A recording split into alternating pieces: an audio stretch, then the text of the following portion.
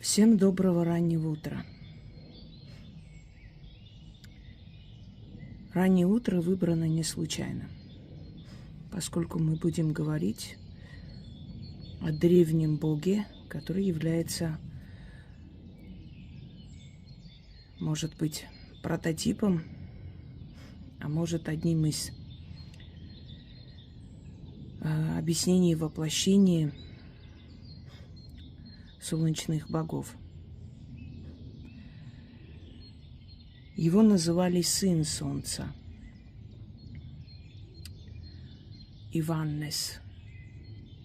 Его называли Иван, солнце. Его называли Оан, Оганнес, Ованнес, Аванес.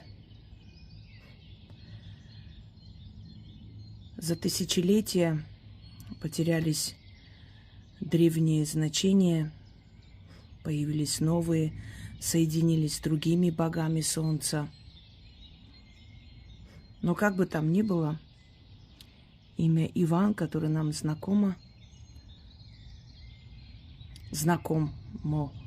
имя Иван или Иваннес, солнце или сын солнца, или рожденный от солнца. Это древний шумерский перевод этого имени. По крайней мере, это первый источник, самый древний источник, который объясняет значение имени Иван на клинописи, поскольку первая письменность была обнаружена более 7000 лет назад в Аккаде шумерской цивилизации.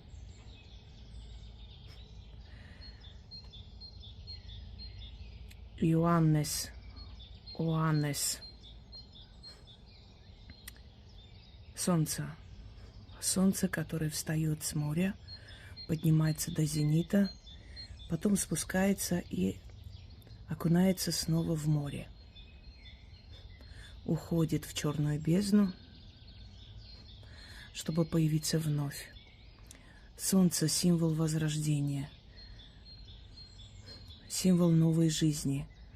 Солнце, которое греет и злых, и добрых. Мироздание. Солнце порою безразличное к людским страданиям и боли, но в то же самое время такое прекрасное, величественное, символ власти, удачи, символ сильного человека. Ведь солнце уходит, спускается и вновь поднимается, говоря о том, что сила духа человека невозможно сломить. Если он силен, он может упасть и подняться, как солнце. Опять подняться до своего зенита. Есть очень много различных объяснений, кто такой Оаннес. По одним источникам бог Ануннаков, научивший их письменности, математике, законам мироздания. Египтяне называли его пришельцем.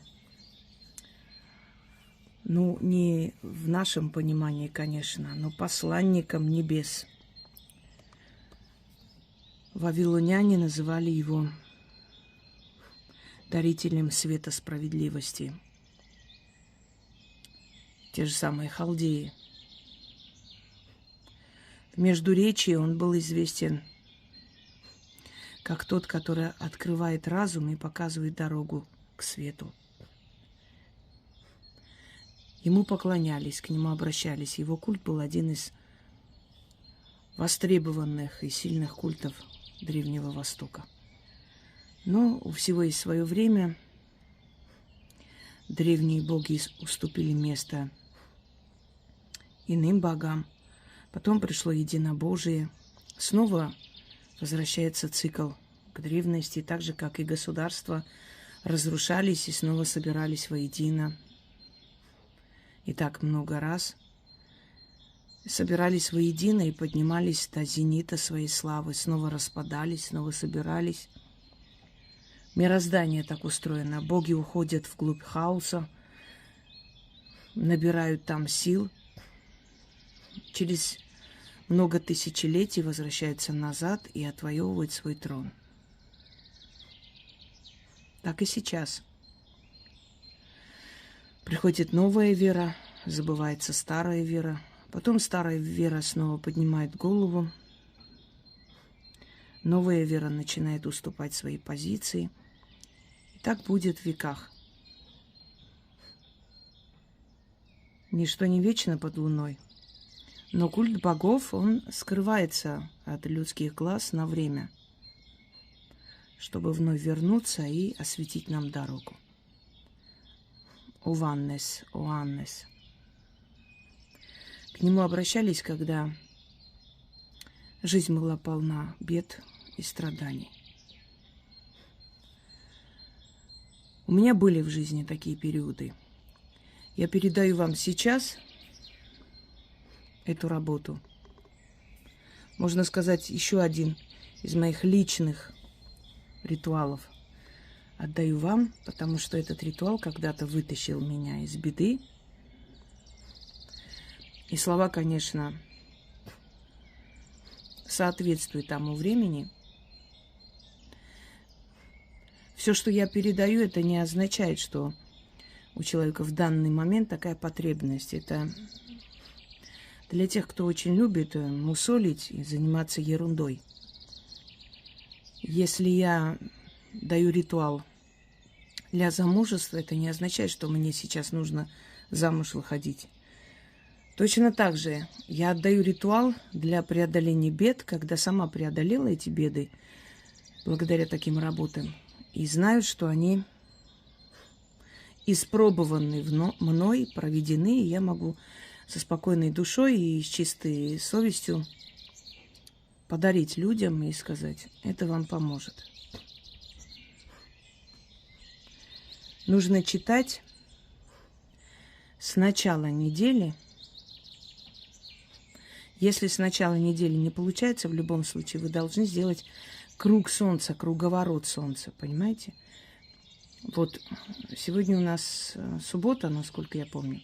Вот если начнете в субботу, нужно завершить в субботу эти 7 дней.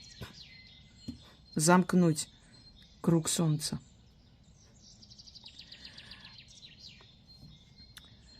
Его изображали получеловек, полурыба, который умеет ходить. Его изображения очень часто встречаются на Северном Кавказе, на Акура-Аракской цивилизации, на этих местах. Это Армения, Грузия, бывшая Атерпатена, сейчас уже по-другому называется. Это изваяние больших рыб. Вы можете даже посмотреть. Каменные рыбы.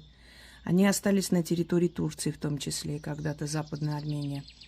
Вот эти изваяния больших рыб, что означает солнце. Христианство не случайно выбрали символ рыбы. Это тот символ, который притягивал, который силен, который говорит о вере, о мощи. Да, некоторые говорят, что в голове рыбы есть кость, похожая на крест, поэтому в древние времена мусульмане не ели голову рыбы. Именно по этой причине, в начале еще своего становления. Потом это все забылось. Но рыба выбрана не из-за этого. Именно изображение древних драконов или рыб, или рыбоподобных людей. Это тот самый очень-очень древнейший культ бога Оаннес. Один из популярных имен, кстати говоря, в армянском языке – Аванес. И один из часто встречаемых имен в русском языке – Иван. Не только у русских, то есть у славян, в принципе.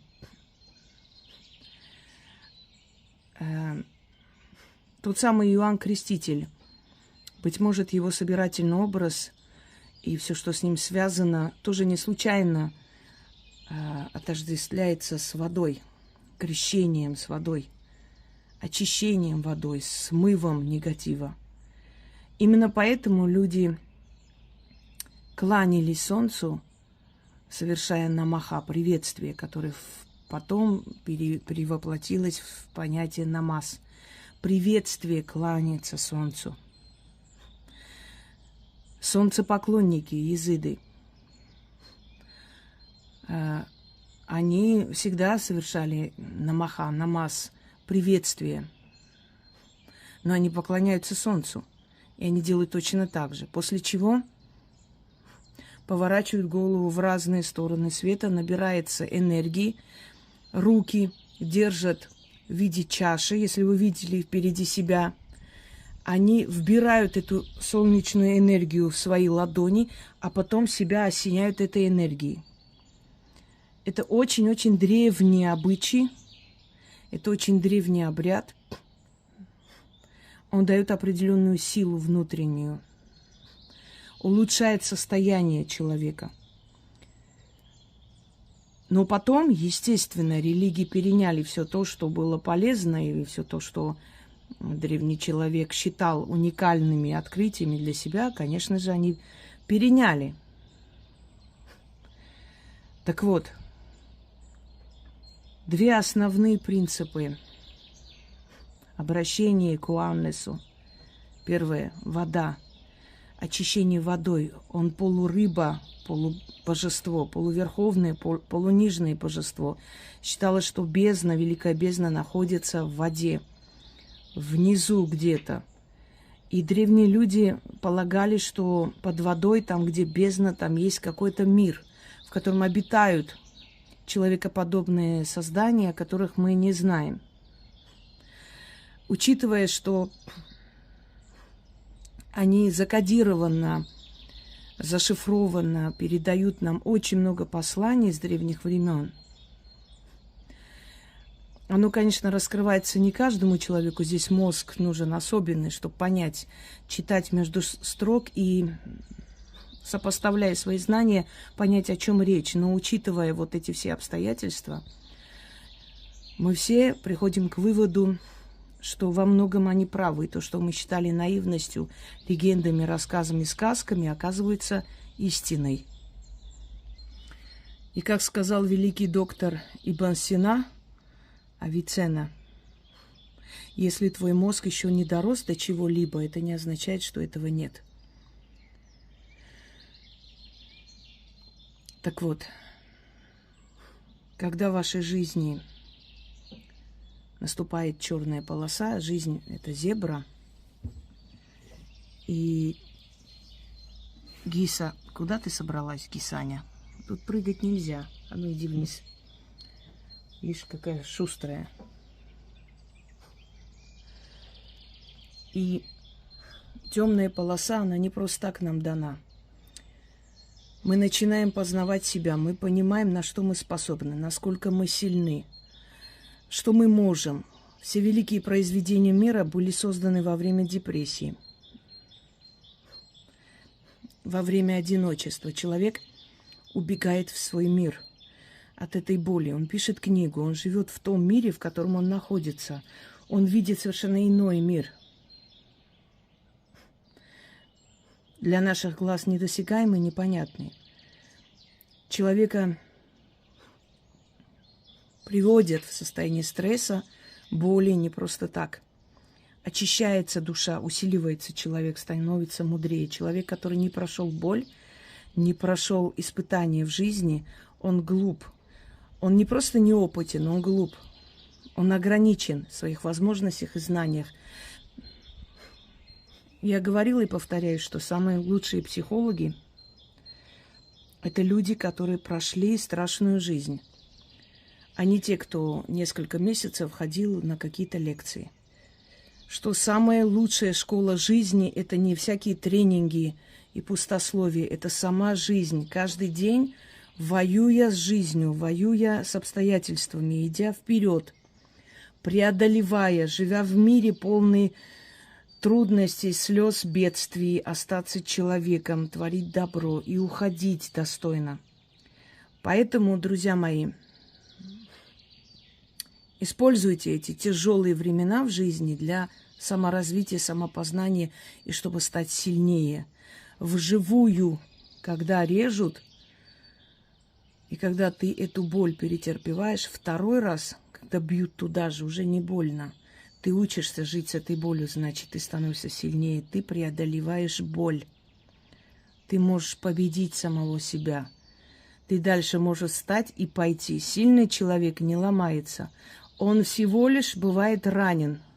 Ненадолго. Потом, слизывая свои раны, слизывая кровь и облизывая раны, встает на ноги, идет дальше. Если вам обрезали крылья, ничего страшного, у вас на этот случай есть метла. На всякий случай. Вот поэтому ведьмы и летают на метле, потому что они когда-то были ангелы, но им обрезали крылья. Итак, 7 дней кряду начинайте в тот день и заканчивайте в тот день круговорот солнца. Откройте окно или выходите во двор, как хотите, раннее утро. Сейчас где-то 3:30 утра. Примерно так. Солнце только поднимается. Говорите эти слова столько раз, сколько требует ваша душа. Но если вы не уверены, не можете понять, как и что, я вам подскажу. 7 раз пускай это будет, раз уж 7 дней кряду вы должны это сделать. Утро раннее. Поставьте будильник, встаньте, наговорите, попросите этого Бога. Древнее божество, его сила всюду, его энергия всюду. И даже если его имя забыто как божество, это ни о чем не говорит. Он владеет солнцем, значит, он в каждой клетке нашего тела. Значит, он всюду и везде во Вселенной. Он уходит в море, в бездну, вот. А мы 80% состоим из воды. Понимаете, что такое мольба, что такое заговор, что такое обращение? Это как невидимая паутина, которая начинает оживляться от ваших слов. И по всему миру, вспомните, еще раз напомню, картину «Аватар». Эти гениальные картины не просто так даются свыше режиссерам, сценаристам и прочее. Не просто так они приходят в голову от нечего делать. Это намек. Вселенная с нами разговаривает и пытается с помощью картин, с помощью того, что нам привычно и понятно для нашего мозга, объяснить нам, как устроен мир. Наша мольба, как невидимая паутина, начинает. Вот представьте перед глазами вот такую невидимую паутину во всем мире. И вы просите, и от вас идет как электричество, и она начинает освещать. И вы видите, вот, насколько она великая, большое. И она достигает цели, она доходит до всех миров, куда вы просите, куда вы отправляете слово. Ибо слово было у Бога, и слово было Богом, и вначале было слово. Это взято тоже из книги мертвых. Переписано в Библию, книга мертвых египетских богов. Знали, что слово, оно имеет особую силу. Ведь не зря назвали язычники. Почему? Язык у них был сильный. Слово было сильное, они могли сказать, говорить с природой. Вы знаете, сейчас есть сильные практики, но не сравнится с древними. Древние умели гораздо больше, потому что они были свободны от этих всех бытовых оков. Они верили, что природа, что мироздание живое нечто, живой организм. И оно их слышало. Пока вы не поймете, пока вы не поменяете свое мировоззрение, правильно не начнете жить, впитывая знания, сколько бы вы ни просили, у вас будет меняться жизнь. Потом снова начнется один и тот же сценарий. Поменяйте сначала себя внутри, и все вокруг начнет меняться. Обращаемся к Солнцу,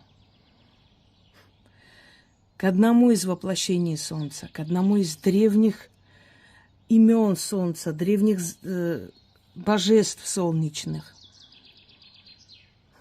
в котором больше энергии, быть может, чем даже в других языческих божествах, которые пришли позже. Вспомните Титаномахию, она же не просто так написана, когда титаны были свергнуты богами, те пришли к власти. Титаны были старшие боги. Это имеет очень глубокий смысл, потому что точно такая же титаномахия есть у всех народов мира, во всех легендах. Та же самая титаномахия, борьба богов с фаворами. Это в кельтской мифологии фаворы – это демоны, которых загнали вглубь моря. Борьба богов с великанами, борьба ангелов с сатаной. Помните? Вот это все, вот эта вот война на небесах, когда его свергнули вниз. И много чего. Оно настолько переплетено, и когда ты начинаешь это изучать, ты понимаешь, ведь это все какой-то великий ум создал, соединил и дал нам. И люди свято верят, что это именно так и происходило. Но если они перелистают и посмотрят, что эта титаномахия описана много миллионов лет назад в древних, очень древних летописях, камнях, переписана много раз, то приходим к выводу, что титаномахия и идея смены власти богов и титанов, и оппозиция, и обливание друг друга, скажем, грязью, переписывание друг на друга своих грешков, это очень древняя философия. Она еще в мироздании есть, сохранилась и передалась людям. Но в этом есть и светлая сторона. Итак, 7 дней ранним утром, глядя в небо, читайте. Читайте, смотрите в небо, читайте, смотрите, читайте именно. Не нужно наизусть. Наизусть вы не вспомните, а вы должны говорить одно и то же монотонно. Ваш мозг должен это воспринимать, через себя пропустить и бить в эти двери, вот как древними инструментами, которыми брали крепости, бить без конца, чтобы эта дверь упала, развалилась, и крепость вам сдалась, чтобы вас услышали. И вы увидите, как начнет все меняться вокруг. Тот самый Оаннес, я вас уверяю, станет один из ваших любимых сил и богов. Потому что один раз, увидев его мощь и силу, вы будете все время к нему обращаться. Здесь не нужно подчеркивать, какие у вас беды, не нужно ничего говорить, он сам знает, что исправить в вашей жизни. Это ваша беда, даже если у вас с сыном проблемы, если у вас с мужем проблемы, если у вас с финансовыми проблемы, если у вас с судами проблемы, если у вас с миром этим всем проблемы, неважно. Это ваша беда. И вы можете за себя попросить. Просите, и будет вам дано.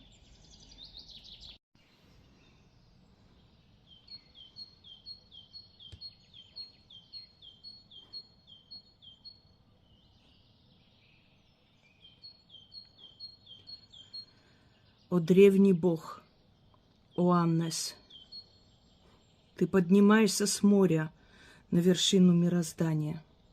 Ты даритель знаний, ты светишь и добрым, и злым. Каждому даешь силу жить. Помоги мне светом своим развеять тьму в моей судьбе. Согрей меня своим теплом, освети мою дорогу, покажи мне истину. Веди меня к спасению, к избавлению от бед. О, милосердный Оаннес, я знаю, что ты поможешь мне. Ты избавишь меня от бед. Я верю в твою силу. Смой с меня мои беды и отдай мои беды морям. Отправь их в черную бездну. Освободи меня от оков беды. Оаннес, услышь меня. Оаннес, спаси меня. Оаннес, древний бог. Я верю в твою силу и в твое могущество. Истинно так.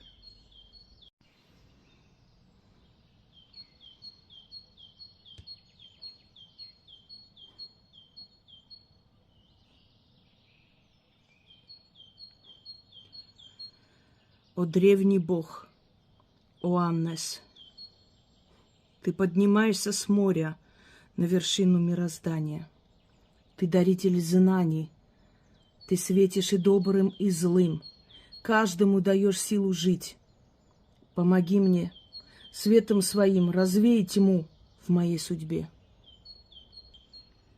Согрей меня своим теплом, освети мою дорогу, покажи мне истину. Веди меня к спасению, к избавлению от бед. О, милосердный Иоаннес, я знаю, что ты поможешь мне. Ты избавишь меня от бед. Я верю в твою силу. Смой с меня мои беды и отдай мои беды морям. Отправь их в черную бездну. Освободи меня от оков беды. О, Аннес, услышь меня.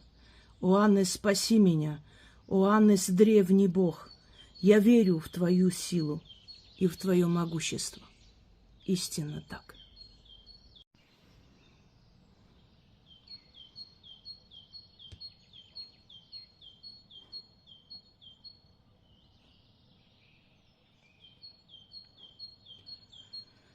О древний бог, о Аннес, ты поднимаешься с моря на вершину мироздания. Ты даритель знаний, ты светишь и добрым, и злым. Каждому даешь силу жить. Помоги мне светом своим развей тьму в моей судьбе. Согрей меня своим теплом, освети мою дорогу, покажи мне истину. Веди меня к спасению, к избавлению от бед. О, милосердный Иоаннес, я знаю, что ты поможешь мне. Ты избавишь меня от бед. Я верю в твою силу. Смой с меня мои беды и отдай мои беды морям. Отправь их в черную бездну. Освободи меня от оков беды. О, Аннес, услышь меня. О, Аннес, спаси меня. О, Аннес, древний бог, я верю в твою силу и в твое могущество. Истинно так.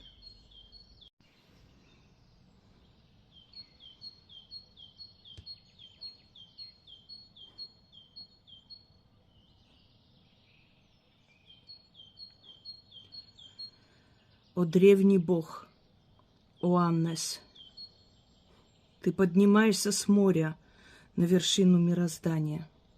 Ты даритель знаний, ты светишь и добрым, и злым. Каждому даешь силу жить. Помоги мне светом своим развей тьму в моей судьбе. Согрей меня своим теплом, освети мою дорогу, покажи мне истину.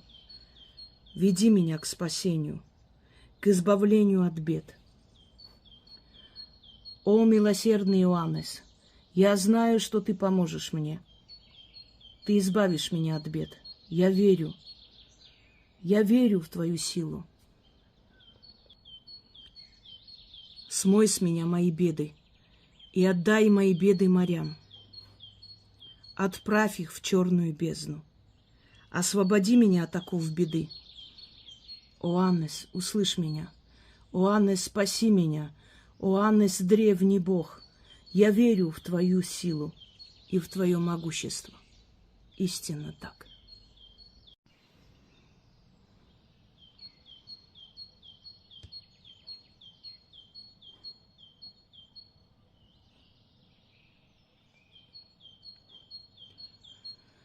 О древний бог, о Аннес, ты поднимаешься с моря на вершину мироздания. Ты даритель знаний, ты светишь и добрым, и злым. Каждому даешь силу жить. Помоги мне светом своим развей тьму в моей судьбе. Согрей меня своим теплом, освети мою дорогу, покажи мне истину. Веди меня к спасению, к избавлению от бед. О, милосердный Иоаннес, я знаю, что ты поможешь мне. Ты избавишь меня от бед. Я верю в твою силу. Смой с меня мои беды и отдай мои беды морям. Отправь их в черную бездну. Освободи меня от оков беды. Иоаннес, услышь меня. Иоаннес, спаси меня. Иоаннес, древний Бог. Я верю в твою силу и в твое могущество. Истинно так.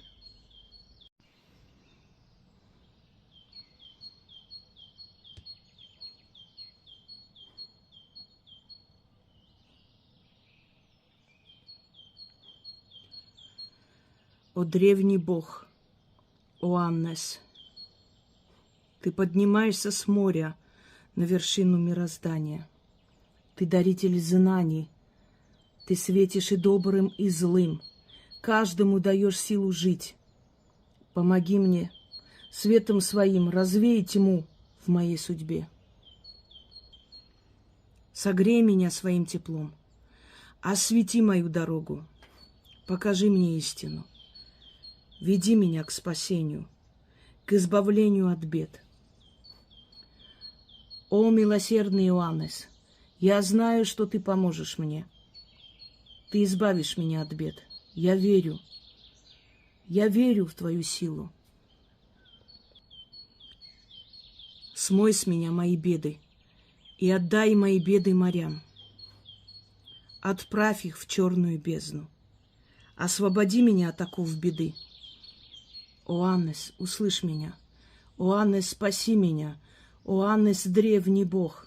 Я верю в твою силу и в твое могущество. Истинно так.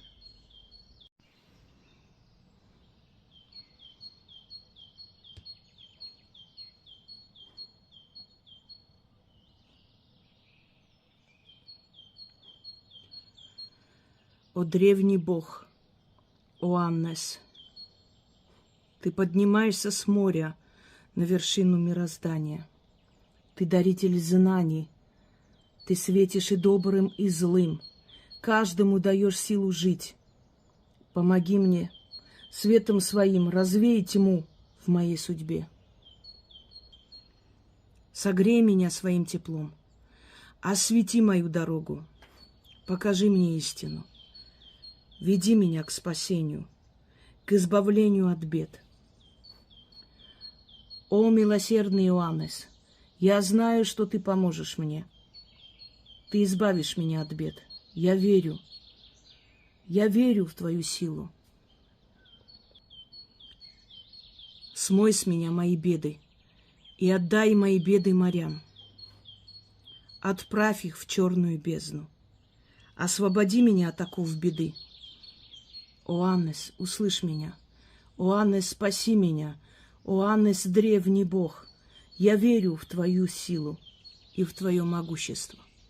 Истинно так.